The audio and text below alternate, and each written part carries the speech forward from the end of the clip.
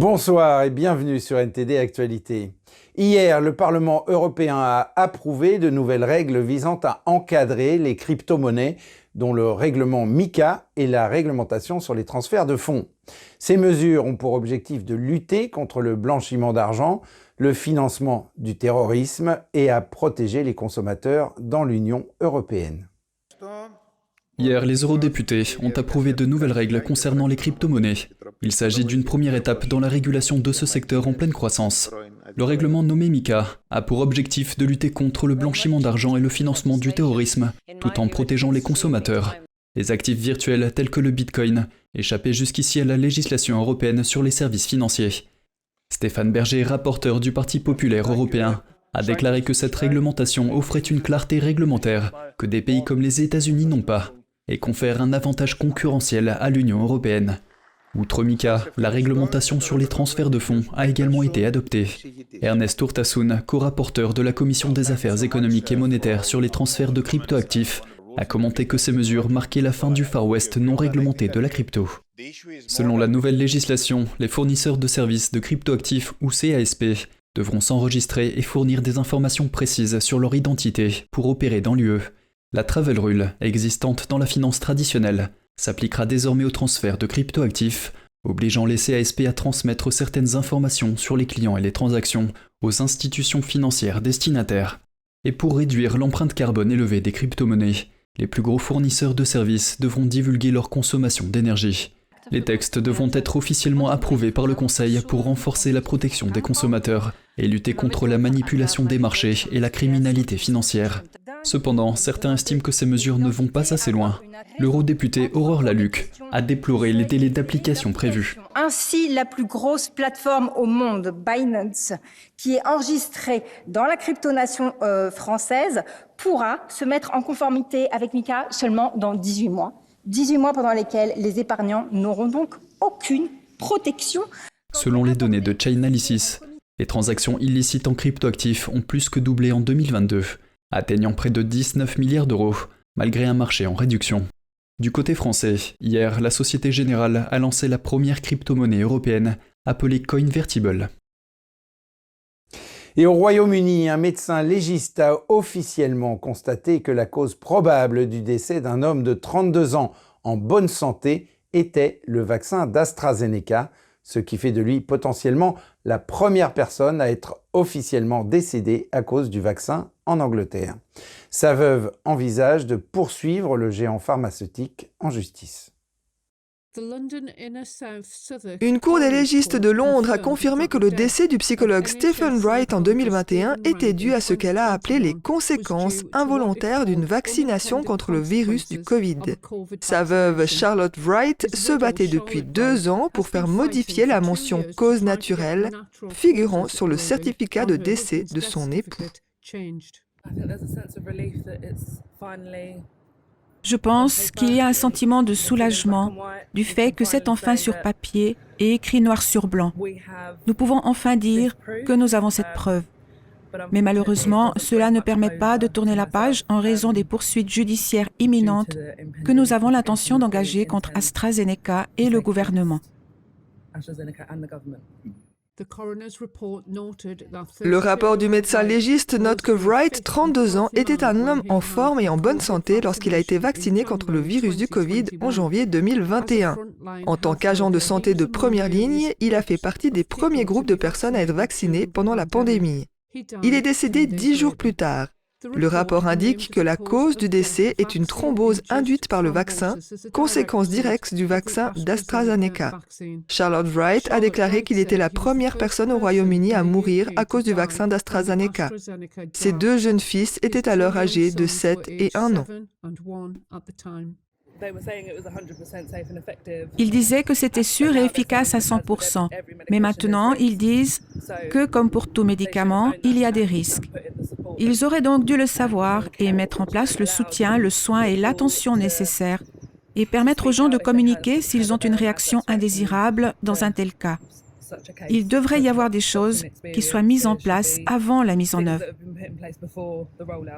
Wright a déclaré que les autorités lui avaient dit qu'elles avaient remarqué des anomalies dans l'affaire et qu'elles n'avaient jamais vu un accident vasculaire cérébral comme celui-là. L'été dernier, elle a reçu une indemnité de 136 000 € du programme gouvernemental d'indemnisation des dommages causés par les vaccins. Wright envisage de poursuivre AstraZeneca en justice. SpaceX a lancé sa navette Starship de nouvelle génération. La durée prévue du vol était de 90 minutes. Cependant, la fusée a explosé en plein ciel quelques minutes seulement après son lancement.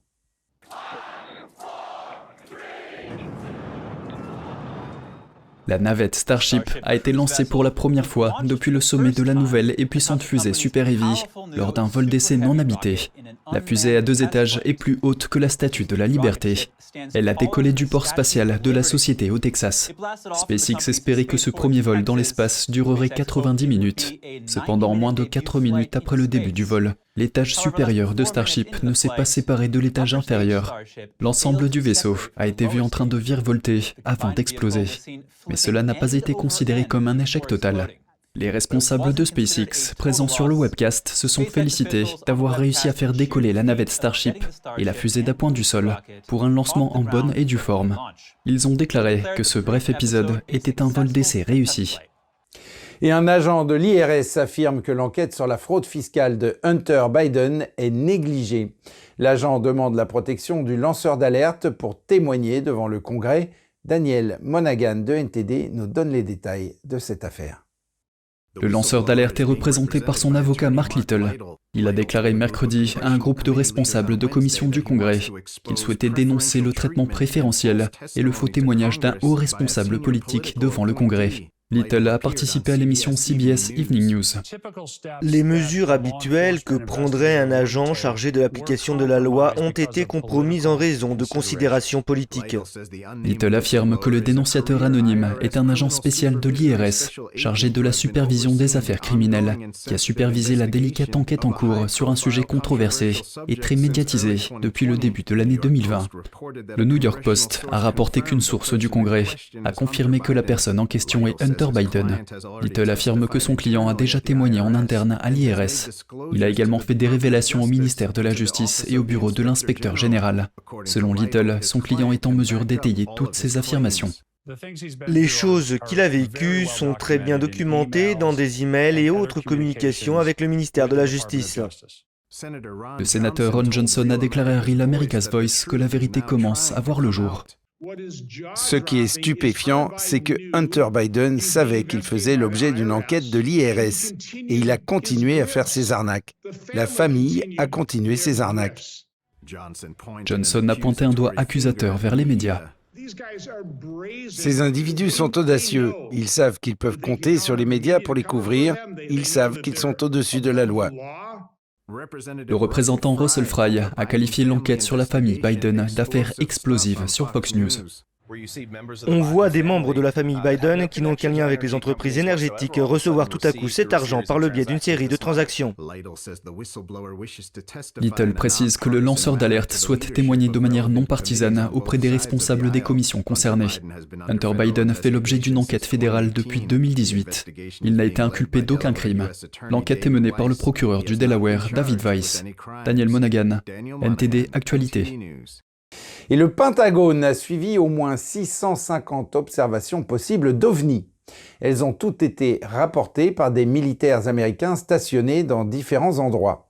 Sean Kirkpatrick est le directeur du bureau concerné au Pentagone.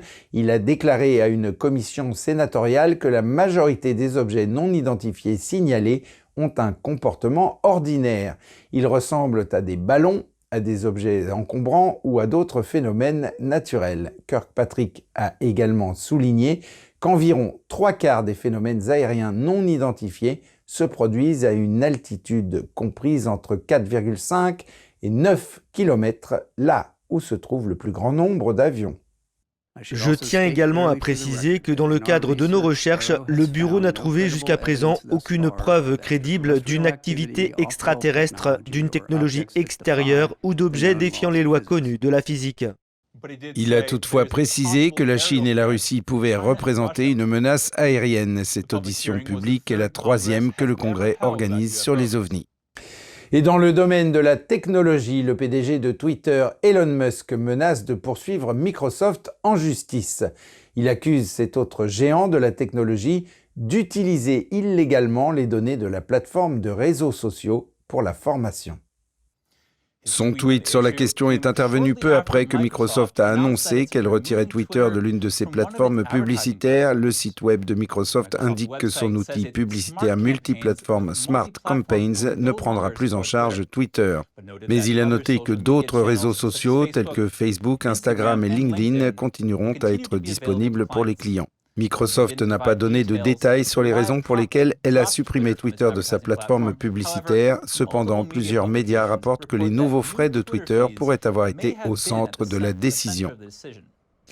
Et la Chine a modifié sa politique de recrutement de soldats en temps de guerre. Les nouvelles règles de Pékin mettent l'accent sur la préparation à la guerre. Voyons ce que cela signifie.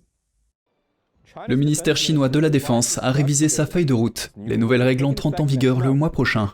Pour la première fois, les règlements ajoutent une section distincte sur la conscription en temps de guerre. En vertu de ce texte, les organes exécutifs et militaires les plus élevés du pays confieraient la responsabilité du recrutement des troupes aux administrations locales. Les deux organes peuvent également adapter les modalités de recrutement en temps de guerre. De plus, les citoyens recevant un avis de conscription doivent s'enrôler à temps et à l'endroit désigné. Dans le cas contraire, ils s'exposent à des sanctions. L'amendement met l'accent sur la préparation à la guerre et l'appel à des recrues de haut niveau. En tête de liste figurent les militaires à la retraite et les étudiants de l'enseignement supérieur. Mais pour les parents, ce changement de politique pourrait être une mauvaise nouvelle. La plupart des familles n'ont qu'un ou deux enfants à cause de la politique de l'enfant unique et personne n'enverrait ses enfants mourir. Nous ne pouvons même pas assurer notre propre emploi. Tous ces discours sur la défense du pays ne sont que des mensonges. Ces nouvelles règles sont-elles un échauffement en vue de l'invasion de Taïwan? Un expert militaire estime que ce n'est pas forcément le cas. Je pense que cet amendement ressemble davantage à une mise en scène pour les autres pays. Si le PCC se préparait vraiment à la guerre, il aurait fait bien plus de travail préparatoire qu'une simple révision de la loi. Les analystes estiment toutefois que Pékin se prépare à d'éventuels conflits, et ce alors que les tensions s'intensifient en mer de Chine méridionale et dans le détroit de Taïwan. Et les œuvres joyeuses de l'un des illustrateurs danois les plus vénérés sont désormais exposées au musée de Copenhague. Les affiches de l'artiste ont placé la capitale danoise sur la scène mondiale dans les années 60. Andrew Thomas de NTD nous parle du retour de l'artiste sur le devant de la scène. L'illustrateur d'affiches danois Ib Anthony a connu une renommée mondiale dans les années 50 et 60, mais il a failli tomber dans l'oubli. Après la Seconde Guerre mondiale et les années 50, qui était d'une certaine manière une période difficile, il nous a rappelé à quel point notre pays et notre capitale étaient merveilleux et à quel point nous avions des atouts à faire valoir. Des dessins et des modèles originaux inédits sont désormais exposés au musée de Copenhague. L'exposition présente également des œuvres célèbres qui ont fait connaître le Danemark. Il a fait partie de l'image de marque de Copenhague.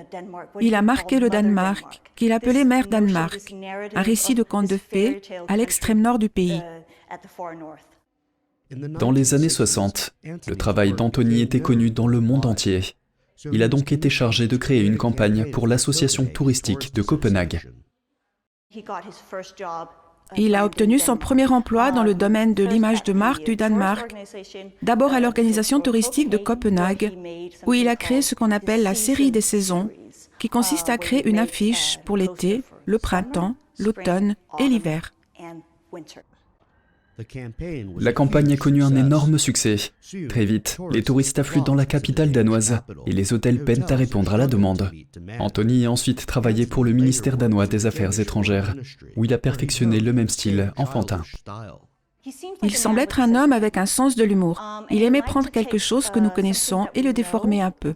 Il le faisait avec certains de nos symboles les plus précieux, comme la petite sirène. Il prenait une petite sirène et lui donnait un chapeau de la garde royale.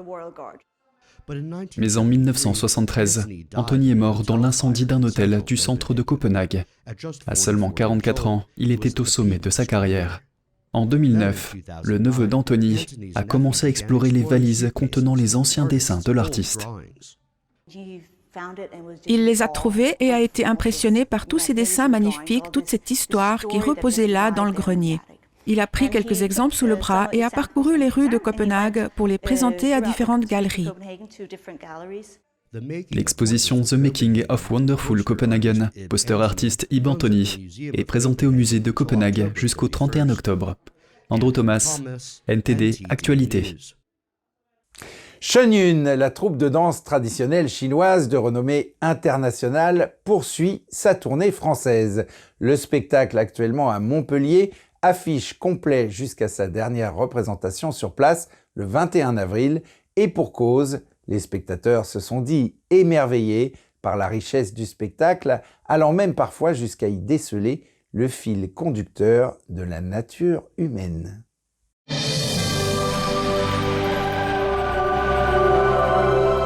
Très surpris par la qualité du spectacle, où vraiment on sent le professionnalisme qui apparaît dans tous les tableaux. C'était vraiment, c'est une magie en fin de compte qui s'opère parce que toutes ces techniques rassemblées sur le même plateau, c'est quand même extraordinaire. Ouais.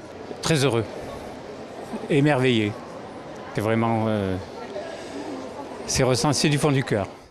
Les spectateurs se sont dit stupéfaits par la qualité et la profondeur du spectacle, qui met en scène toute la richesse de l'histoire multimillénaire de la Chine traditionnelle. Alors le ressenti, c'était cette espèce d'émotion liée à cette richesse, c'est-à-dire cette multitude de choses qui vous envahit en permanence et qui vous transforme certainement. C'est-à-dire qu'après ce spectacle, on est sûrement différent et donc on a fait l'acquisition d'autres choses et on peut se tourner vers le monde de façon différente. On retrouve des valeurs liées sûrement au pays qui initie cela et la compassion, la foi, effectivement, dans notre pays, elle est peut-être pas aussi forte, mais on sent effectivement une espèce de tradition liée à la compassion, à la foi, et puis à cette espèce d'osmose de tous ces gens qui se rassemblent au travers d'un spectacle, mais surtout d'une histoire qui est arrivée jusque-là aujourd'hui. Ouais, c'était magnifique. Le message est porteur de ce que nous avons pu voir ce soir, porteur de quelque chose de poignant et d'émotif. Les spectateurs se sont dit touchés par le lien divin véhiculé par la scène et l'orchestre, déclarant y percevoir le liant de l'humanité, qui permet aux gens de se retrouver eux-mêmes et de retrouver leurs valeurs de compassion, ainsi que leur foi. On regarde en haut, il n'y a qu'un seul Dieu, comme on dit, et qui réunit tout le monde. Et dans les temps qui courent, c'est vraiment quelque chose de positif. Le côté divinité apparaît vraiment dans tous les sens et dans toutes ses formes. Donc effectivement, on ressent évidemment cette richesse divine qui emplit les danseurs et les musiciens et même les chanteurs pour le coup. Ce qu'il peut apporter, c'est peut-être une espèce de fil. Un fil où chacun peut se retrouver, s'attacher. On a cette essence qui nous démontre en tout cas qu'on vit sur la même terre. Effectivement, on ressent ce fil qui fait de nous un humain, des êtres humains sur la même terre. Depuis l'Opéra Berlioz du Palais des Congrès de Montpellier, pour NTD Télévision. Ainsi s'achève cette édition. Merci de l'avoir suivi. Vous pouvez suivre tous les programmes de NTD sur Ganjing World, la plateforme 100% propre, en tapant www.ganjing.com/fr-fr ou en cliquant sur le lien qui se trouve sous la vidéo. Quant à nous, on se retrouve lundi à 20h pour une nouvelle édition et d'ici là, je vous souhaite à toutes et à tous et au nom de toute l'équipe un très bon week-end et une excellente soirée sur NTD.